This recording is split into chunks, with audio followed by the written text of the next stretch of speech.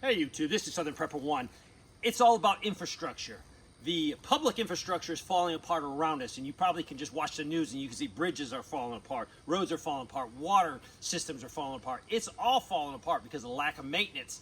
So that's why as a prepper, you want to be independent, you want to be self-sufficient, and that's what we're trying to do here. We want to be able to shut the gates and have everything we need literally for years. Be able to provide it from our fields, provide it from the animals, and also be able to get it from other neighbors and friends in our prepper community, be able to trade. But infrastructure. Nate went to pick up some feed for the animals today, and he saw this was for sale there.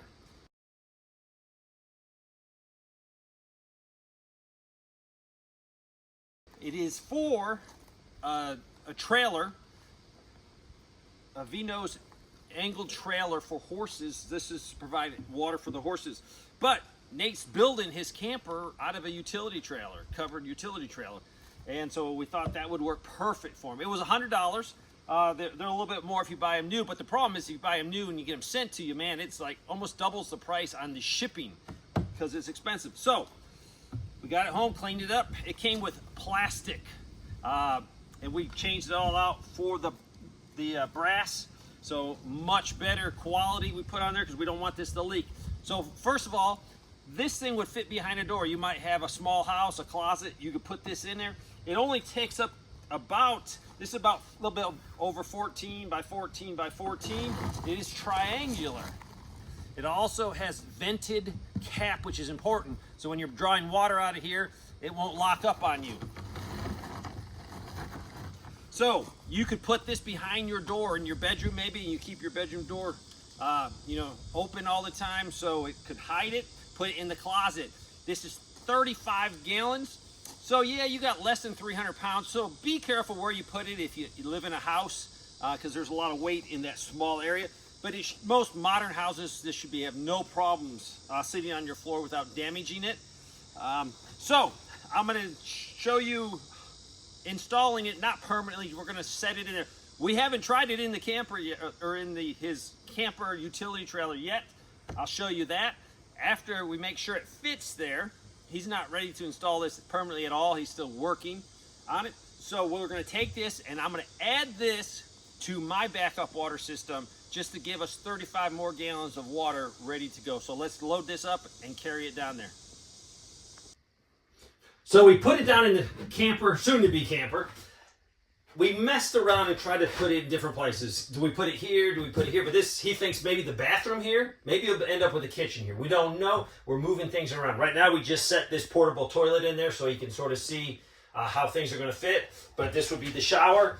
And this is nice. It fits perfectly in here. There is a little bit of space here, but that is good because we're going to be able to run piping to the shower.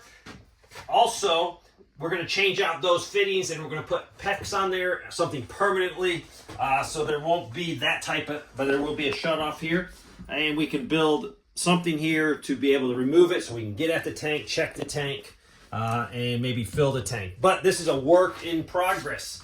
So this definitely comes in handy. My buddy has a pretty nice camper and he has 35 gallons, but his water is stored underneath his floor, which really is the best place to do it. Keep it nice and low in the center of the trailer. This won't be a problem with only 35 gallons here. We will secure it really well to the wall so the thing doesn't flop around. So its final place will be in this camper. But for right now, in the crazy world we're living in, we're going to take that up to the shop and let me show you what we have. And maybe we can plumb this in to get 35 extra gallons of emergency water. This is the spot I want to put that triangular 35-gallon water tank. I don't know if I can work it out. I'm thinking I'm going to move this down, move this over, and put that tank in the corner. But I don't know. We're going to see.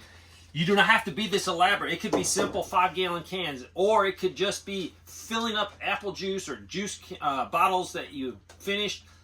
Whatever you think will work for you, whatever will work with your finances, do it. Do not delay. There's no excuse for not having at least 30 days of water in your house. Hopefully you have more, and then work on a bigger system, and then try to just say, what is my self-sufficiency plan? Is it rain catchment? Is it a local creek? Is it whatever it be? But you need to worry about, after your tanks run out, where you're going to get your water. But I'm going to move all this down, and cross your fingers. We're going to see if this will fit. All right, I got to drain this tank. While I'm draining it, I'll show you how this system works. Basically, we got panels outside, and it powers. This system only runs the one pump, and this pump will pressurize 2 houses. I think it's a 30-50 switch, so as it gets down in pressure, it will kick on, but it is tied in with 2 large pressure tanks. So that keeps that pump from working 24/7. It will pressurize the tanks in the house, and then we can use that pressure. When those tanks get low, that will kick on. So the only thing I have to do to get this system running is turn it on, turn this valve, and this valve. So I have 2 hoses coming out. The red hose goes to a little pump that runs off of DeWalt batteries. This is very portable, but I have one permanently set up in here, and it runs to this hose right here.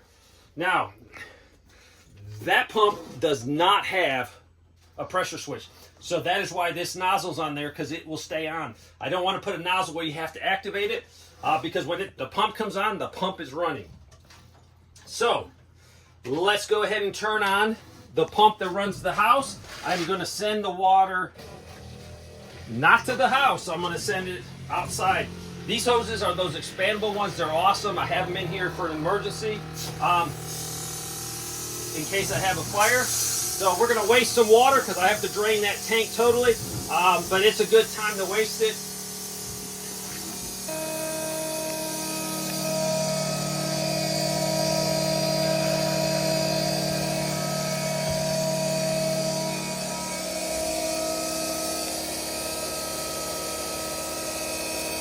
So I am wasting some water, so what I might do is run it out and water the grass with it, so I'm not wasting it completely.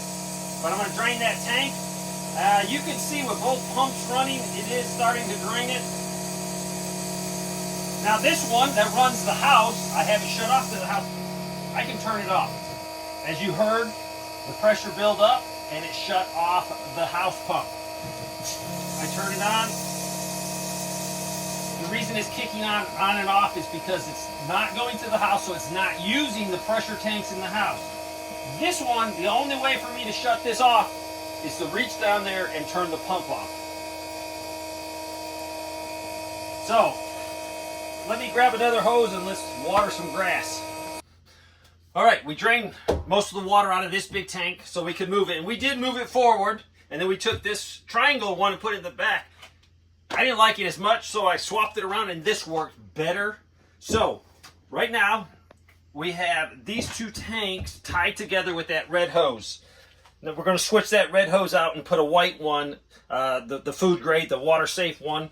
But for demonstration, we're going to show it this way. So, this red one went to the 20-volt pump in the back. This one right here. So, I'm going to have to put that one back.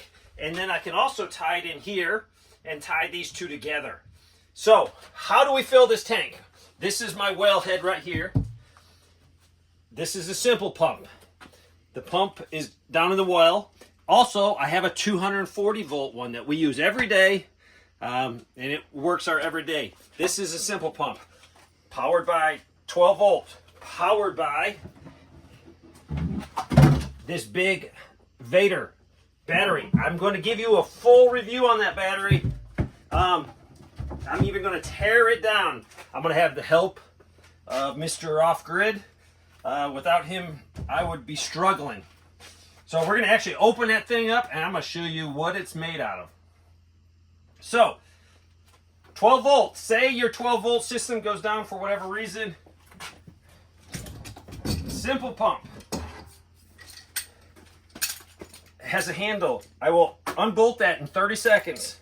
I will bolt that on here. I can manually pump water out of here, sending it into this. And if that pump is working, then I'm good. So, this is my backup. It's in the backup. All right, I need to put water in here. I do not have a float switch on this tank. I am putting one. So that way, this will automatically stay full. The two houses can use whatever water we want. And the simple pump will have a float switch in here, and it will kick on. To turn the simple pump on, right here. As you see, it's pumping. Water is flowing. The reason I've used this hose is, you see that? If I hard pumped it or piped it in there, too much stress on that pipe, so I use the garden hose. It works perfectly. So you can hear it falling. I don't know if you can see it.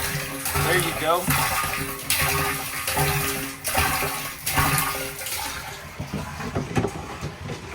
Now these two tanks will be tied together. I will fill this, and this will give me another 35 gallons of emergency water. Coupled with this one, I think this is 105. So I'm happy with the results today. A little bit of work, a lot of sweat, but now after we let this run for a little bit, we're going to have a lot more water. So develop your water plan. Don't get discouraged and you see this and say, oh, Dave, I'm not even close to that. Don't. If it's 5-gallon cans, if it's water bottles from the store, you need a water plan, because there's no one going to come save you. I can't save you. The government surely can't save you. Local first responders are going to be overwhelmed. It's your job to take care of you and your family, and getting a water plan today is vital. If we have a war, it's going to be very easy for the other side to cyber attack our infrastructure, take out water facilities, and you might not have clean water coming to your house. Don't take it, thinking, oh, well, I'm in America, I'll always have clean water. I hope this helped. If you have any questions, let me know, and I'll try to help you. Thanks for watching.